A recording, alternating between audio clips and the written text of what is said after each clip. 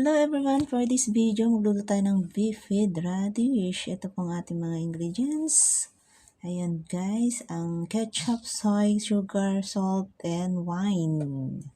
Siyempre, yung mga sibuyas at ating laurel.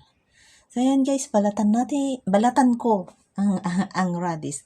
Kasi kapag natin, may ano na naman dyan, shoutout sa'yo, Arnulfo. Silugit. So, ayan guys, balatan ko muna to. Ayan, balatan natin maigi.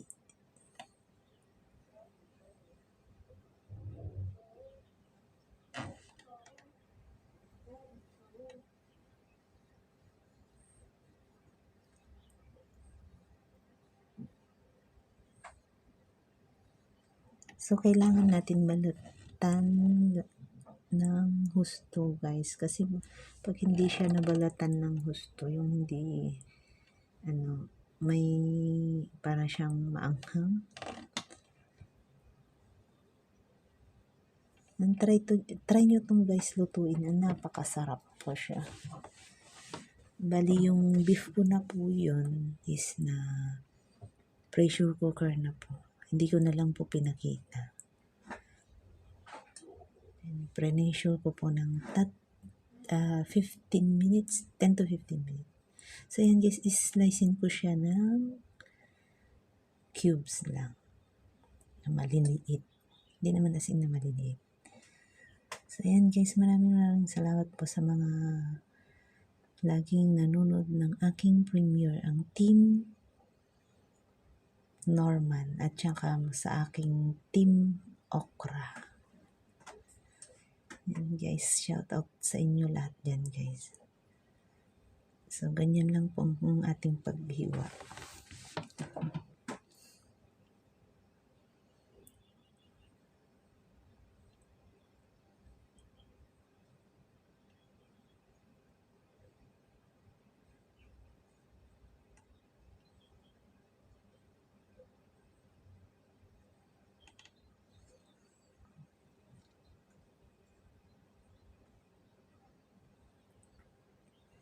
So, ayan na guys, ganyan lang po siya.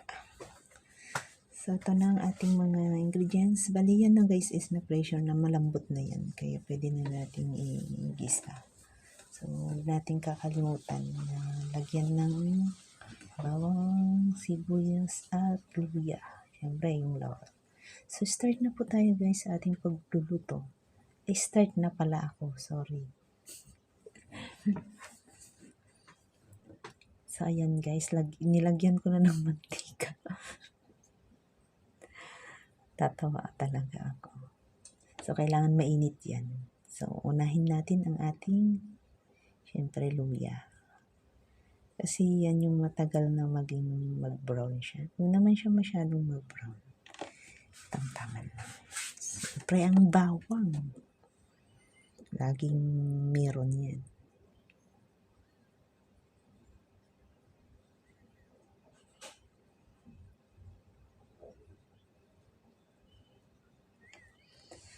At ang sibuyas. Para mas bumango ang ating lulutuin.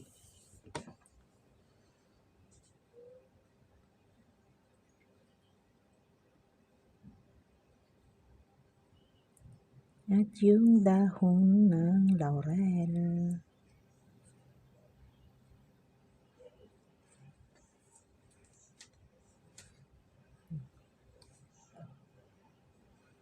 So, ihalo ko lang na ganyan para hindi siya masunog. Konting oil lang guys sa mantika.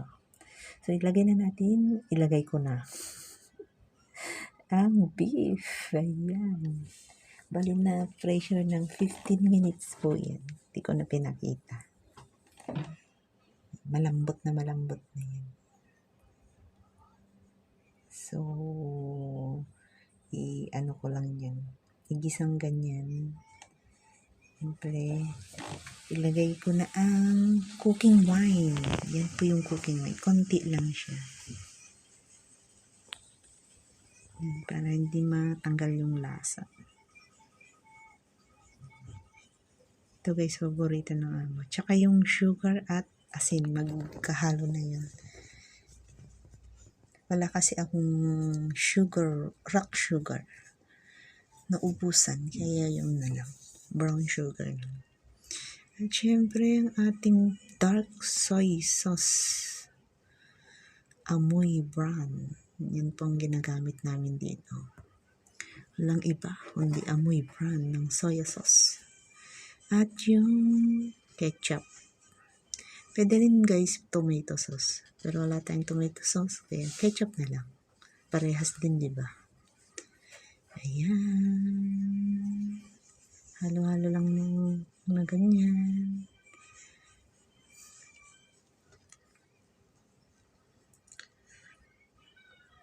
Ayan, lagyan ko ng tubig. Magpala natin kasi ako lang ang nagluluto.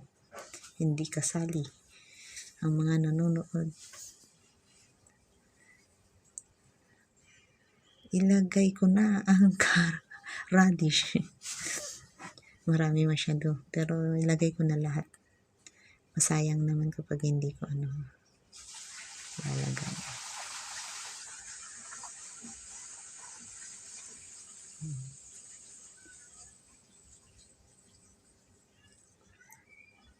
Dagdagan ko lang ng sabaw para pampalambot sa ating radish. Kasi malambot na siya yung beef.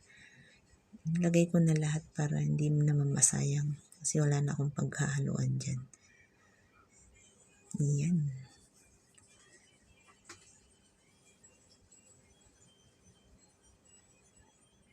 So, luto lang natin ng 10 to 15 minutes din lang. Kasi madali lang naman maluto yung radish.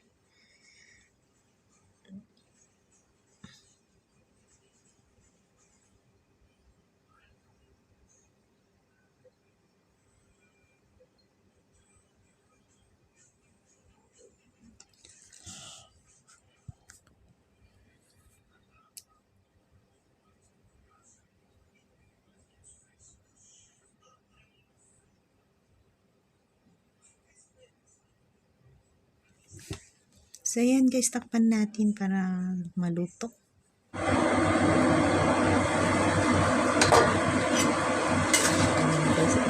Halo ka lang natin.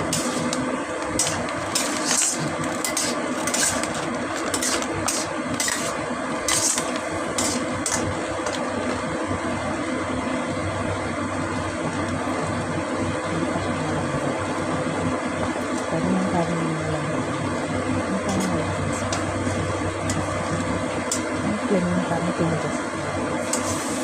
Pero kanin mo lang dito.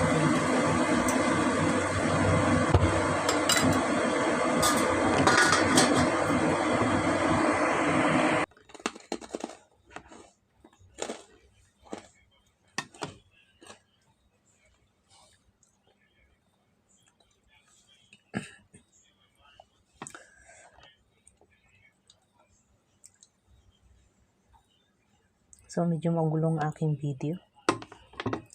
Ayan guys, halo-halo lang na ganyan. So, kung pag makita na natin na wala lang sauce, yan, luto na. Okay, yan, lambot na ng ating radish.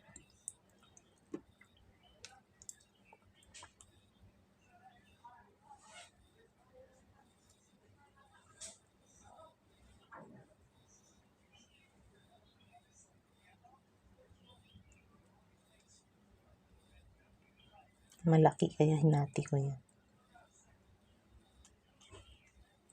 Parang mas marami na yung radish kaysa sa beef.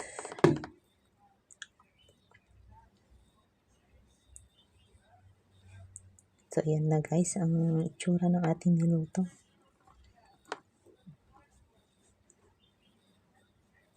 Ayan guys, ready to serve ng aking beef with radish.